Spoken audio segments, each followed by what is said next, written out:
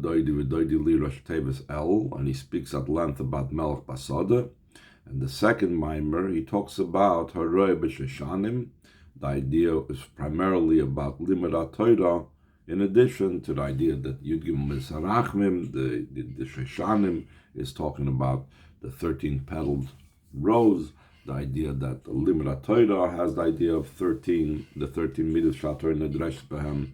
There's the 13 of the Yud Gimel Misarachmim that's made in the month of El, which that's like connection and continuation of the first mimer.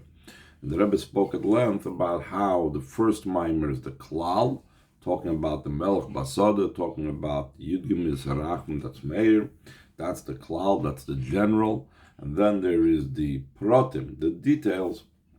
That's in the second mimer, because that's the derech in everything, in learning, and he goes through Aser Sadibris. First we have the klal, then we go into the prat. So now, the Rebbe is going to connect and go to the end of the second mimer. At the end of the second mimer, he brings back an inyan that's a nekuda. So again, we're holding the second page of the mimer, page 291, third paragraph. According to what we explained previously, that the content behind these two mamorim, who can by nekuda pratim, it's like a point and different details that come out from those details, klal uprat, the general idea and the details. Yesh loimer, we could say, shesiyum hadrush hasheni, the conclusion of the second mimer, the mimer titled Anila Doidi Liv Haroi B'Sheshanim, hu klal vasachakol sha'achar pratim. It is the rule and the sum total after the details, as I mentioned yesterday, that when you explain a topic, you start off first giving a general outline, the point, then you go into the details, and then at the conclusion you sum it up and bring it back to a point. What is the point at the end of the mimer, of the second mimer of the Alter Rebbe, Vanilu Doidi V'Doidi Li Haroi B'Sheshanim, V'yesh loymar shezeh mashvim mesayim madrush hasheni be'inyan simchas Torah. This, we could say, this is why the Alter Rebbe concludes the second mimer with the idea of Simchas Torah. The point that Alter Rebbe brings Simchas Torah in over there is the Rebbe speaks about how tshuva is the different levels of tshuva. It's mamshech and mesakin, and the level of mamalakam, the level of soiv kalam, and it fills everything that we missed in mitzvah aseh, in mitzvah loisaseh. And since it repairs anything that we're missing in mitzvah aseh, mitzvah loisaseh, so automatically, when you have like if you will, like performed now, it's considered now that we have performed the mitzvah aseh, mitzvah loisaseh. So therefore, there's simcha shel mitzvah, because whenever we do a mitzvah, we have the avodah of simcha shel mitzvah. So therefore, after Rosh Hashanah and Yom Kippur, when we have like brought back those mitzvahs that we may not have done appropriately, etc., so at the conclusion of everything, we have the simcha shel mitzvah, simchas Torah. That's more or less the point at the end of the second mimer. So the Rebbe connects this idea of simchas Torah with the klal that comes at the end and the conclusion that comes at the end of the details. Simchas Torah, third line from the beginning of the paragraph. Simchas Torah hu yoim echad bedavke. Simchas Torah, specifically one day. The idea of one day as opposed to Sukkot, for example, which is 7 days, is bechinas nekuda, is a level of an idea of a point. And along with that, it follows after the details of the avodah prior to it. Like we said, because of everything that was done, Rosh Hashanah, Yom Kippur, and even Sukkot, so the conclusion is now we have the Simchas Torah, the Simcha Shel Mitzvah. On the one hand, it's not a separate Yom Tov, it's not its own single day of Simchas Torah, but it's connected and it's a continuation of what took place in Shmini Atzeres and Sukkot and so on, and Rosh Hashanah, Yom Kippur. So much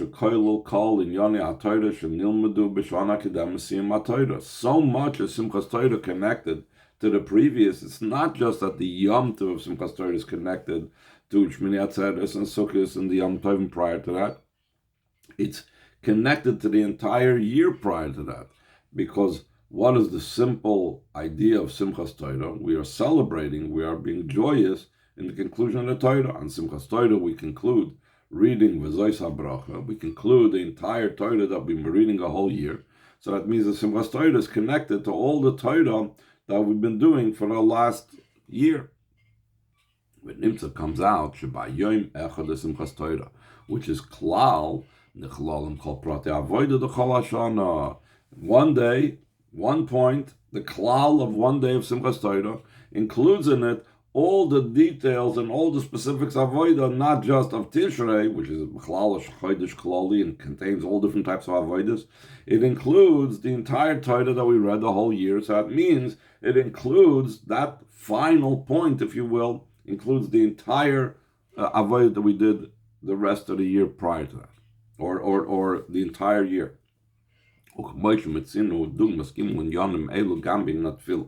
Like we find similar to these three things about, first you have the Nekuda, the Klal, then you have the Pratim, the details, then you have the conclusion.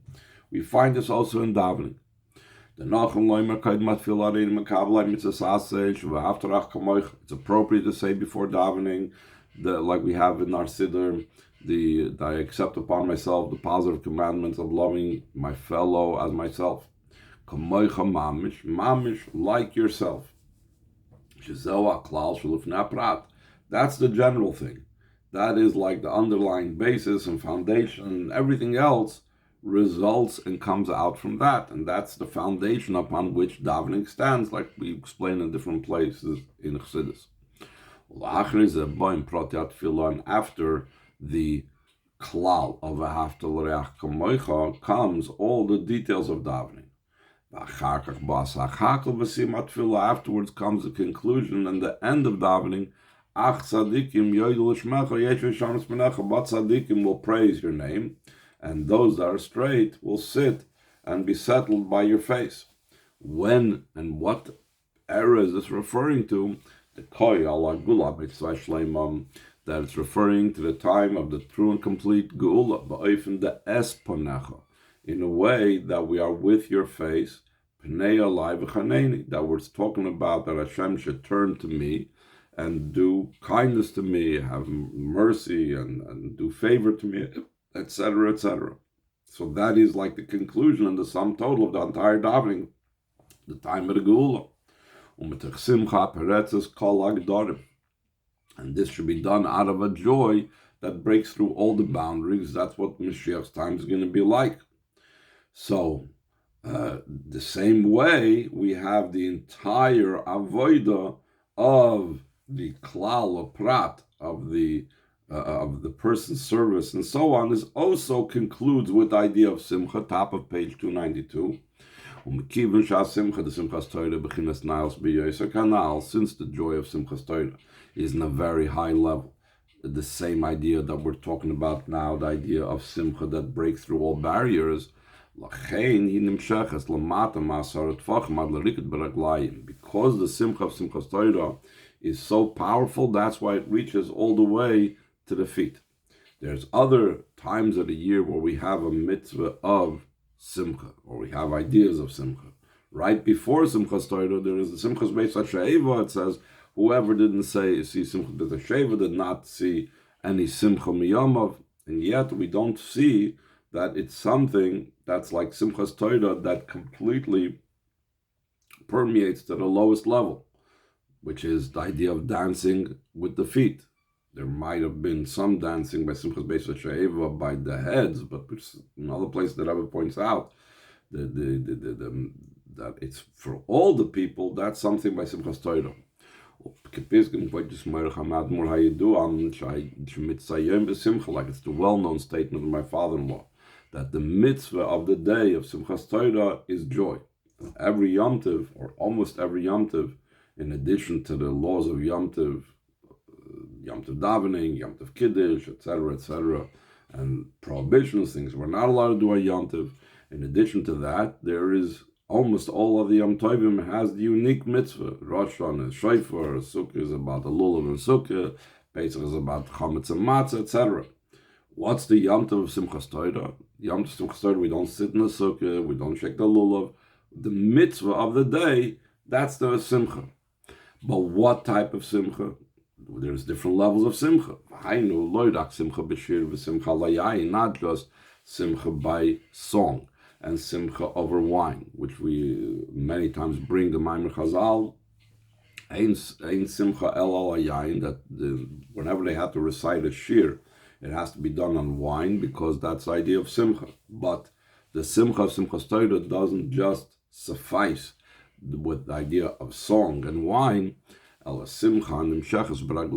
has to be a joy that comes down to the feet, till the heel of the feet, when the heel of the feet, the bottom of the feet, dances. So it's not just that the simcha reaches all the way to the feet, and the dancing reaches all the way to the feet. It's the other way around.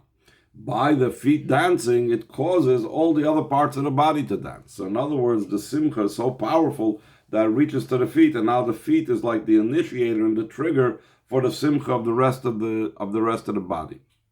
So that's how powerful the simcha of Simchas Torah is, which is that it permeates to the lowest level. Second paragraph. From this, we said that Simchas Torah is the klal, the nekuda, the general thing that comes at the conclusion of the entire Tishrei and the entire year. The klal, prato klal, we go from the nekuda, the details to the klal. So from that klal, it's not just a klal, it's not just a general thing that includes everything that was there before, but from that comes out also for the rest of the year. That Torah study for the rest of the year is out of a great joy. It's very interesting that the Rebbe a lot of times goes from Elul and like shoots through to the Simcha of Simchas Torah, and just like almost like bypasses Rosh Hashanah and Kippur. It's like from Elul we go straight to Simchas Torah. Now we take the Simchas Torah, and the joy of Simchas Torah is to express itself that the Torah throughout the year should be out of great joy. Until the type of joy that's described about David HaMelech, that when he brought the Aron back to Yerushalayim, he was dancing, jumping with all of his might. Like the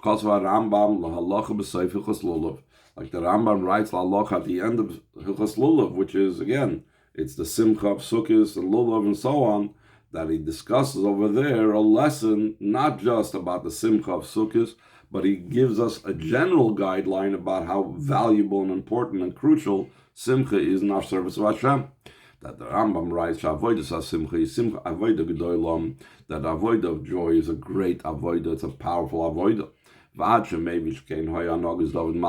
Until he actually brings this pasuk that we just now said, that David HaMelech was mefazes and charker b'chol lois, that this was the way how David, the King Mashiach, would act. This is what he did, and this is an example for us about how we're supposed to be.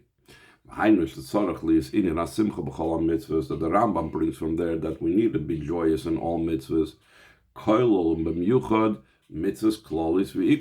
How much more so, including and specifically when we're dealing about general mitzvahs and primary mitzvahs. In other words, like the Rebbe a lot of times brings concerning tshuva.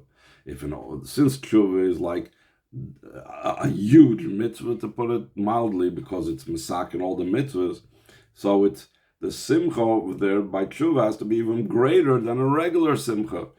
And the same thing that I was saying, all the mitzvahs klolius, beginning from the month of El. How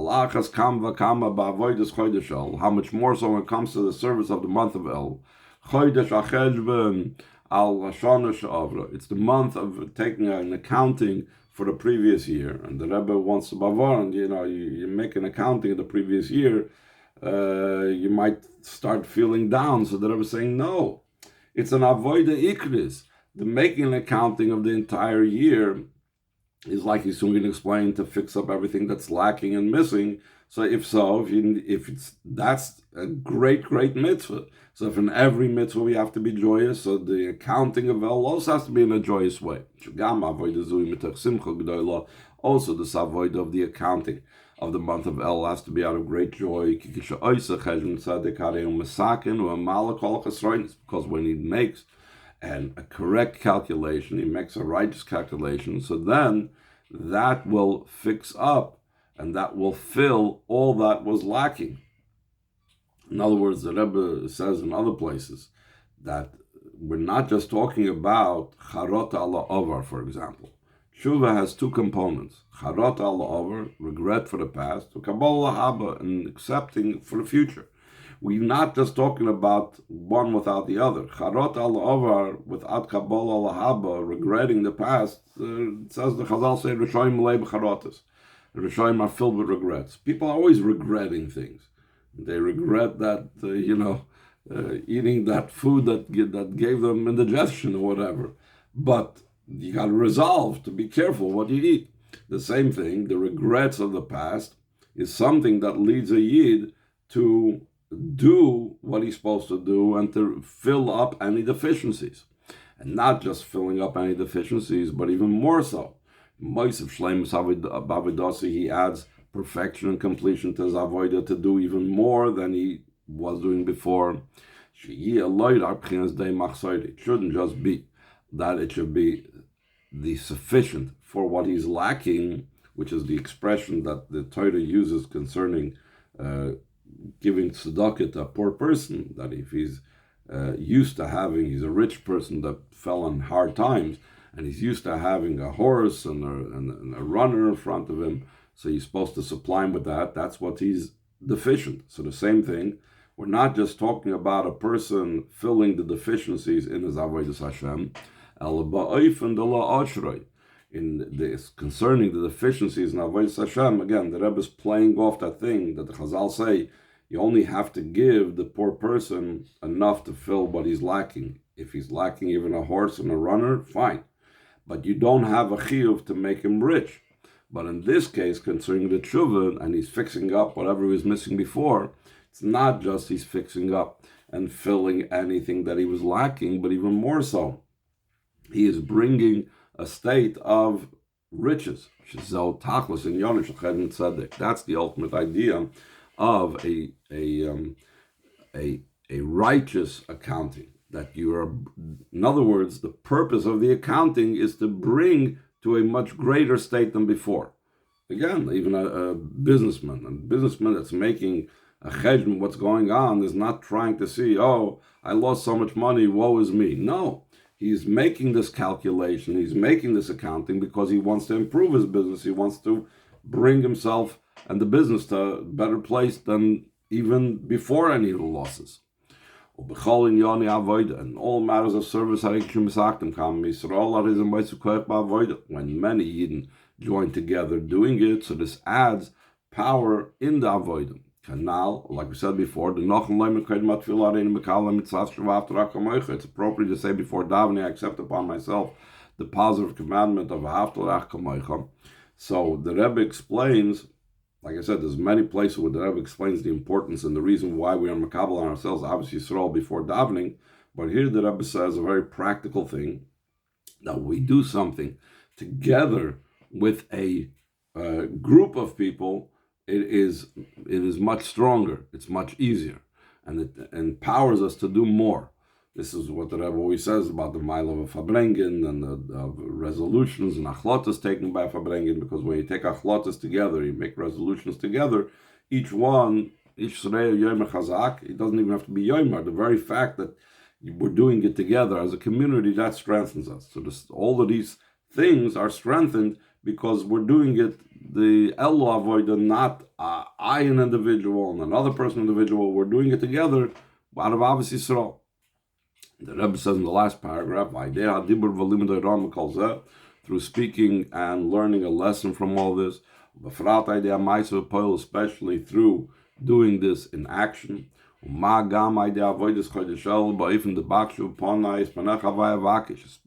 much more so through the avoid of the month of El, in which we recite the Ludov Hashem Oili that says, that we tell Hashem, search out my inner being, search out my insides, and your face, your insides, Hashem, I search out. In other words, that we are talking about that Hashem and us are connected on the deepest, most level, which is Avodah the Yechida, which is the Avodah of Yechida Shemenefesh. That's the deepest, most level of connection. From this connection, we come to what it says again in the לדודי Hashem. We say Havaya Oidi V'Yishi. So the Chazal say Oidi is Rosh Hashanah. Hashem is called my light. On Rosh Hashanah is the idea where it's Hashem is called my light. Yishi, he saves me. B'Yom Kippurim, because he saves me from all bad judgments against me. Kitzpeneni Besukkah, it says he hides me in his shelter. Sukkos, it's referring to Sukkos. Ad L'Sim Chag Sukkos, until it's going all the way till the conclusion of the Yom Tov Sukkos, Simchas Torah. So by speaking and learning out the Heiros from all of this entire period of time, Memarim, we speed it up, Shiskaim Kerafayim Mashoimim should be fulfilled, and then I blink what we say in davening, Tkab B'Shofar Gadol Chereseinu, blow in the great shofar to our freedom. Cheres B'Pashtus B'Tachs HaShleimus, the simple meaning of freedom and the ultimate perfection that we literally go free from Golos. Just like we say about the unique power of the duchening of the Birchas Kohanim, that it brings down the Hamshachas in a speedily fashion. In other words, even though the Hamshachas might be there right before, but it might be slow in coming down, comes the Birchas Kohanim and assures that it should come down quicker. Because Kohanim are really, they're not giving their own bracha. They are the messengers. They are the mouthpiece for Hashem's bracha. That's why it's ruled that every Kohen can give the bracha, because the bracha is not coming from him.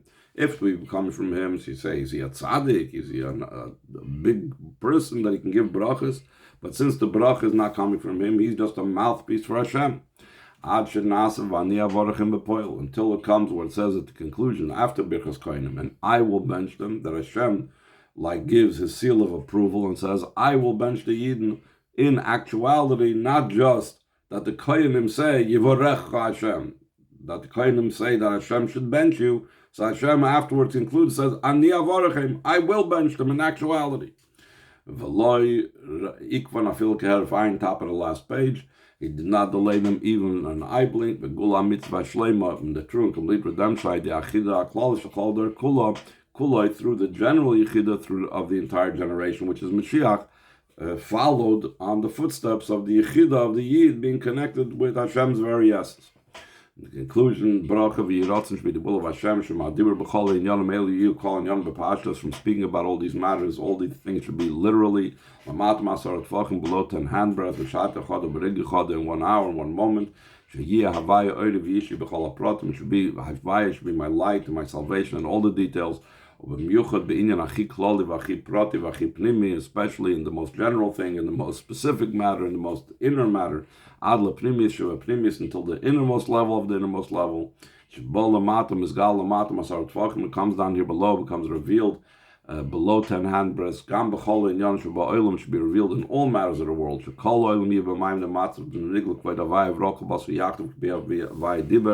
The entire world should be in such a state that the glory of Hashem should be revealed, and all flesh shall see together that Hashem's mouth spoke. And from it, the mouth of Hashem, from Hashem's speech, came into being the entire chain order of descent in all matters of the world. And the world is coming to being every moment from total nothingness, like explained in Shari Yichud Amun of the Alter Rebbe. And from the Inyanim, the way they are in Torah, the matters come down literally, lower than 10 handbreadths in the simple sense.